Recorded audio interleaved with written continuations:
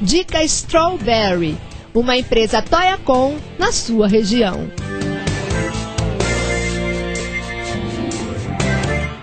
Pois é, voz sobre IP é um assunto que todo mundo já ouviu falar, mas não imagina que está tão perto e de graça.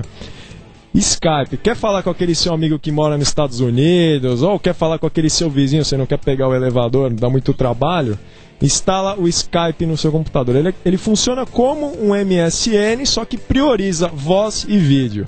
Só que não fica só por aí.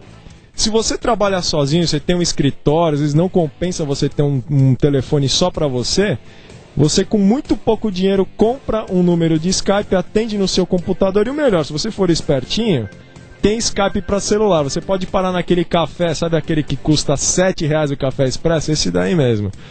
E você conecta na Wi-Fi e sai falando de graça com quem você quiser. É isso aí, só não toma muito café.